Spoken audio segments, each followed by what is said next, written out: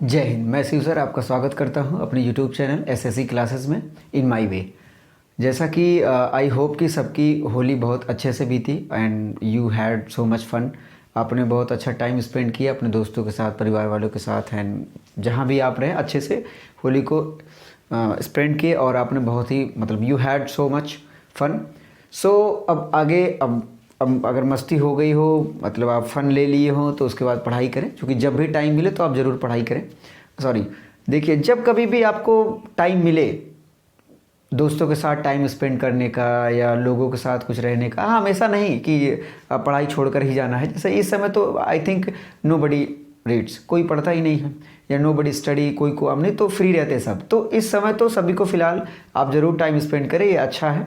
क्योंकि बाद में अगर कभी एहसास होगा कि यार हमने कितनी चीज़ें लॉस कर दी है, उसकी उसके रिस्पेक्ट में आपको टाइम देना चाहिए खुद को। तो जब भी आपको मौका मिले तो एंजॉय ज़रूर करें, लेकिन ये उसके साथ साथ ये भी रखें कि हमें क्या करना है, आगे पढ़ाई भी करनी है, ये करनी है, टारगेट के साथ ये चीज़ें ज़रूर रखें। ठीक, तो चलिए आगे चलते हैं। आगे चलने से पहले वीडियो को लाइक कर दें, शेयर कर दें, सब्सक्राइब कर दें। सिंटैक्स के कुछ और भी कुछ पोर्शंस हैं, कुछ और भी रूल्स हैं, वो हम लेकर आए हैं। Almost one video is left, एक वीडियो और है जिसके बाद आई थिंक ये पूरा कंप्लीट हो जाएगा। तो चलिए आज का डिस्कस कर लेते हैं। एंड देखिए, मैंने इसलिए लिख रखा है बोर्ड पे ताकि टाइम हमारा कम लगे and you need to revise much things. बहुत ज़्यादा आपको रिवाइज करना होता है, तो जल्दी जल्दी में रिवाइज, छोटे शॉर्ट्स वीडियोज़ रहते हैं तो आप देखना पसंद करते हैं। सो लेट्स गो अहेड। तो चलिए, कुछ लिखे गए हैं उन्हीं को मैं एक्सप्लेन करूंगा, और बहुत ज़्यादा एग्जांपल्स नहीं, एक ऑलमोस्ट आई थिंक एक ही है, एक एग्जांपल्स हैं, और जल्दी जल्दी हम समझते हैं। 10-15 मिनट में चीज़ों को कवर कर लेंगे, फिर अगले भी वीडियोस को देखेंगे, धीरे धीरे पूरा करेंगे, क्योंकि because we have to complete synthesis also for your board examination. So let's go ahead without losing our time. So the first is, if verb be has any personal pronoun complement, it must be in nominative case. So what does it say actually? ये sentence कहना क्या चाहता है? देखिए, जो मैंने English में लिख रखा है उससे आप घबराए बिल्कुल ना, और मैं उसकी हिंदी भी बोल दूंगा। अगर आपको लिखना है तो आप हिंदी लिख सकते हैं, बेशक लिख सकते हैं। सो आप अगर ये डरते हैं कि सर ये कैसे इंग्लिश में आपने लिख रखा है, तो उसके रूल्स भी that creates problem to understand जो हिंदी में मीडियम के हैं, तो कोई दिक्कत नहीं होगी। इंग्लिश है, इंग्लिश को इंग्लिश में ही पढ़ना चाहिए, क्योंकि आपके भी सब्जेक्ट इंग्लिश है, तो इतनी तो अंडरस्टैंडिंग होनी चाहिए। और वो कैसे आएगा? ऐसे ही पढ़ते पढ़ते आएगा, ऐसे all of sudden you can not, आप नहीं कर सकते हैं। सो हम चीज़ों को समझाते हैं बहुत ही अच्छे से, आराम से कोशिश करते हैं। देखिए, इफ वर्ब बी का मतलब, जो वर्ब बी है ना, अब वर्ब बी में क्या क्या चीज़ें आती हैं वो आप समझिए। देखिए, जो वर्ब बी होता है ना, इसमें आपका आता है is, am, are, was and were. ये उसका पास्ट फॉर्म होता है और ये आपका प्रेजेंट फॉर्म होता है। ठीक, ये होता है। उसके बाद बी खुद ही एक बेस फॉर्म है, तो ये होते हैं। अब इसमें ये कहा गया कि अगर कोई भी पर्सनल प्रोनाउन कंप्लीमेंट की तरह इसके बाद कोई पर्सनल प्रोनाउन आए, इसके बाद क्या आए, कंप्लीमेंट की तरह आए, तो वो किस में होना चाहिए? वो किस में होगा? नॉमिनेटिव केस में। जैसे इट इज़ हु, ये कौन? वो, ठीक है, कॉम्प्लीमेंट की तरह। हु इज अवॉर्डेड, भाई ये तो भाई इसका वो है, रिलेटिव प्रोनाउन आप कह लीजिए। सो यहाँ पर इट इज ही, ये कॉम्प्लीमेंट की तरह काम कर रहा है। अगर ये कॉम्प्लीमेंट की तरह है, तो ये नॉमिनेटिव केस में होना चाहिए।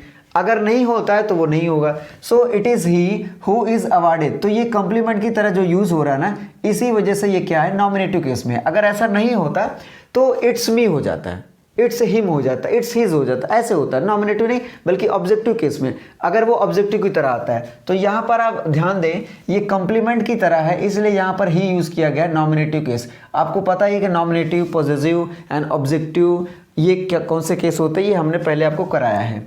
तो कभी भी आप ध्यान रखें, वर्ब बी के बाद वॉज एंड वर के साथ अगर ये कॉम्प्लीमेंट की तरह आता है, उसके बाद कोई और एक क्लॉज जुड़ा रहे जो रिलेटिव क्लॉज हो, कि सबऑर्डिनेटिंग क्लॉज हो, तो उसका जो वो ये होगा, वो नॉमिनेटिव केस में। उसके बाद अगर कोई यूज़ होता है तो पहली पॉइंट आपने समझा। दूसरा, no sooner takes past form and followed by then. देखिए, अगर नो सूनर किसी भी सेंटेंस में आता है, अब आप कहेंगे सर इसकी हिंदी, आप देखिए, अगर मैं इसके ऊपर कभी डिस्कस करूंगा, but today I am not going to discuss about it actually. देखिए, no sooner takes past form, अगर नो सूनर कभी भी आता है ना तो उसके बाद जो सेंटेंस होगा वो किस में होना चाहिए, पास्ट में होना चाहिए, and that may be in past perfect and past indefinite. अब वो दोनों हो सकता है, पास्ट इंडेफिनिट में भी हो सकता है, मतलब डिड का यूज भी हो सकता है, and can be in past perfect, had का भी यूज हो सकता है। So don't worry about it whether what we are doing, या मतलब व्हाट वी आर यूजिंग, हम क्या यूज कर रहे हैं उसके लिए आपको टेंशन लेने की जरूरत नहीं है। सो अभी जो हमें समझना है वो ये है कि अगर नो सूनर आए तो उसके बाद जो सेंटेंस होगा ना वो पास्ट में होना चाहिए। पहला point, no sooner takes past form, it is clear I think, and followed by then, और वो किसके द्वारा फॉलो किया जाता है, देन के द्वारा, मतलब इसके बाद जो आएगा देन दोनों साथ में आएंगे कोऑर्डिनेटिंग करके। So no sooner did come at the school, did he come at the school at the office then he, मतलब उससे पहले तो कोई स्कूल में आया ही नहीं, सबसे पहले वही आया। सो यहाँ पर जो ये है तो देन होना चाहिए, देन ही, ठीक। तो ये होगा no sooner did he come at the office then he, उससे पहले कोई स्कूल नहीं आता।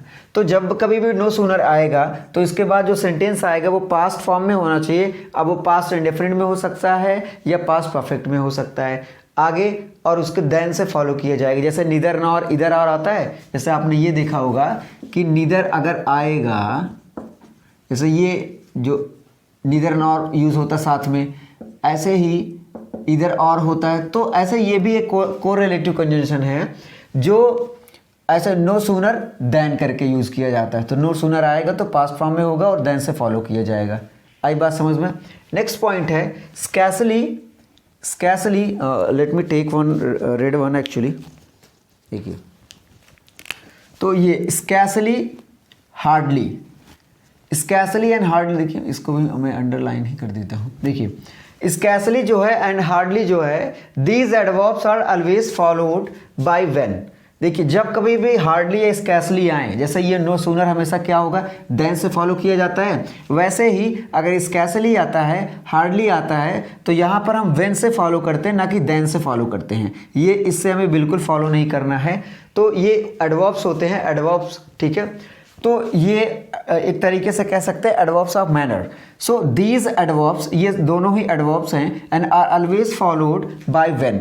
तो ये व्हेन से किए जाते हैं ना कि देन से। जैसे कि हमने लिखा है hardly had I come to the house when it started heavy rain, जब भारी बारिश होने लगी तो मैं बड़ा मुश्किल से घर पर आया, जब क्या हो रही थी। तो ये आपका हार्डली है, यहाँ पर स्कैसली भी आ सकता है। तो यहाँ पर किससे फॉलो किया गया, ये व्हेन से।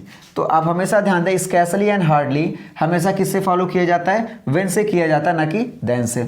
नेक्स्ट पॉइंट आपको समझाते हैं, double possessive is not valid. देखिए ऐसे कई सेंटेंस होता है, हम बोलते हैं ना कि पजेसिव का मतलब क्या होता है, अपोस्ट्रोफी एस या ऑफ दोनों तरीके से बनता है। देखिए पजेसिव दो तरीके से बनते हैं, आप समझ ही लें।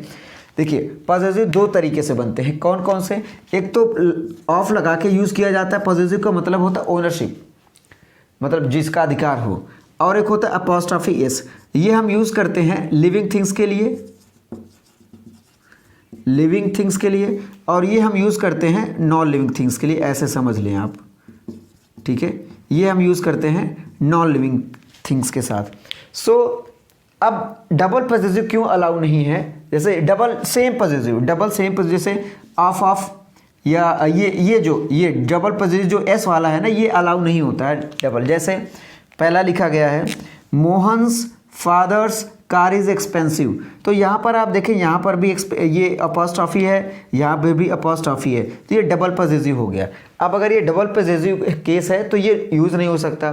तो एक उसमें से आपको क्या यूज़ करना पड़ेगा, ऑफ यूज़ करना पड़ेगा, ये एक ऑफ यूज़ करना पड़ेगा। तो हम उसे कैसे कर सकते हैं, तो आप ऐसे कर सकते हैं, ये फादर्स कार है तो आप ऐसे कह सकते हैं the car of Mohan's father, मतलब मोहन के पिताजी की जो कार है ये इज़ एक्सपेंसिव। तो ये होगा the car of Mohan's father is expensive, जो इसका करेक्ट वाला फॉर्म होगा, ये वाला सही होगा ना कि ये। तो ये इस तरीके से गलत हो जाता है। अगला जो पॉइंट है वो है relative pronoun is always put after it's antecedent. जो रिलेटिव प्रोनाउन होता है, देखिए प्रोनाउन का मतलब होता है the word that is used in the place of noun, या दैट रिप्लेसेस नाउन्स। जो नाउन को रिप्लेस करता है उसी को हम प्रोनाउन बोलते हैं। तो अब रिलेटिव प्रोनाउन का मतलब वो जो रिलेटिव का मतलब होता है, वैसे कहते हैं हमारे रिलेटिव्स आए रिश्तेदार, तो वैसे भी वो अगर कोई रिलेटिव का मतलब होता है अगर वो संबंध दिखाए तो जो रिलेटिव प्रोनाउन होते हैं ना, always put after it's antecedent. Antecedent का मतलब होता है जैसे ये ए है और ये बी है, तो ये जो बी का एंटीसीडेंट होगा ना ये पहले, ठीक। और जैसे ये सी हो गया ना, तो सी का जो एंटीसीडेंट होगा ये होगा। अभी अगर पूछे ए का एंटीसीडेंट नहीं है तो ये क्या है, ये है। अब अगर हम कुछ लिख दें जैसे जेड लिख दें तो ये इसका एंटीसीडेंट हो जाएगा, मतलब कि इसके किसी चीज़ के आने, मतलब किसी चीज़ के पहले जो चीज़ें आई होती हैं वो उस चीज़ के लिए एंटीसीडेंट होता है, ठीक। ये समझ में आ गया आपको, अच्छे से समझ में। अब समझते हैं relative pronoun is always put after it's antecedent. ये एंटीसीडेंट है तो रिलेटिव प्रोनाउन अगर यूज़ करना है तो मान लेते हैं ये एंटीसीडेंट है तो इसके बाद में यूज़ होगा ये, मतलब इसका एंटीसीडेंट ये हो तभी तो इसके बाद में आया है। तो यहाँ पर देखते हैं the girl who teaches you English is my sister.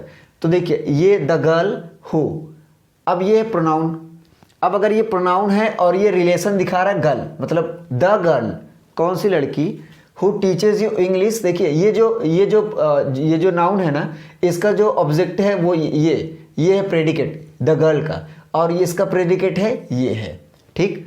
तो ये देखिए the girl is my sister who teaches you English, इसमें ऐसे ही मतलब रख दिया गया है अपोजिशन की तरह। तो the girl who teaches you English is my sister, तो ये जो वर्ड है ना ये रिलेशन दिखा रहा है। कौन सी लड़की, वो कौन सी लड़की सिस्टर है, जो आपको इंग्लिश पढ़ाती वो मेरी सिस्टर है। तो ये क्या एक तरीके से ये क्या दिखा रहा है, रिलेशन दिखा रहा है उस लड़की से। किस लड़की से, जो आपको इंग्लिश पढ़ाती, वो कौन से, मेरी सिस्टर है। तो यहाँ पर क्या होगा, ये आपका रिलेटिव प्रोनाउन होगा, चूंकि ये नाउन है इसकी जगह पे यूज हुआ तो ये प्रोनाउन हुआ। अब रिलेटिव क्यों हो गया, चूंकि इसका रिलेशनशिप बता रहा है। अब ये आया कैसे है, तो ये हमेशा इसके एंटीसीडेंट के बाद यूज होता है। तो ये द गर्ल है, इसके बाद ये यूज हुआ है तो इसका एंटीसीडेंट गर्ल है, ठीक। ये पॉइंट आपको समझ में आया। तो हमेशा याद रखेंगे relative pronoun is always put after it's antecedent, हमेशा वो कहाँ पर रखे जाते हैं, एंटीसीडेंट के द्वारा। एंड सच एडजेक्टिव्स, जैसे कुछ ऐसे एडजेक्टिव्स होते हैं जो हमेशा पॉजिटिव डिग्री में होते हैं। अगर वो पॉजिटिव डिग्री में है तो पॉजिटिव डिग्री में ही यूज़ किए जाएंगे। जैसे कौन कौन से हैं, major, minor, inner, outer, exterior, ulterior, ये ऐसे एडजेक्टिव्स हैं। अगर आते हैं तो इनके साथ ना आपको कंपैरेटिव डिग्री यूज़ नहीं करनी, जैसे देन नहीं यूज़ कर सकते हैं, टू नहीं यूज़ कर सकते, ये पॉजिटिव डिग्री में ही रहते हैं। पॉजिटिव डिग्री का मतलब एज इट, उसके साथ कोई कंपेयर करने के लिए कोई वर्ड का यूज़ नहीं किया जाता। जैसे always used in a positive degree, ये आप ध्यान रखना है आपको। विदाउट बीइंग फॉलोड, ना तो इससे फॉलो होगा और ना ही इससे फॉलो होगा। जैसे अगर आप ऐसे देखिए the inner wall of the room, मतलब घर का जो अंदर वाला रूम है। अब ये इनर का मतलब ही अंदर वाला है, तो आपको कंपेयर करेंगे कि बाहर से जो अंदर है, ऐसा नहीं। तो ये कंपेयर नहीं किया जा सकता, और अगर ये कंपेयर नहीं किया जा सकता तो ये पॉजिटिव डिग्री होगा। तो आप लिख सकते हैं the inner wall of the room is getting ruined, मतलब जो अंदर की दीवार है ना रूम के, वो खराब हो रही है। ऐसे ही कुछ और पॉइंट्स होते हैं, जैसे मैं लिखना चाहूँगा ऐसे, जैसे सुपीरियर ये हो गया, और इन्फीरियर, सुपीरियर,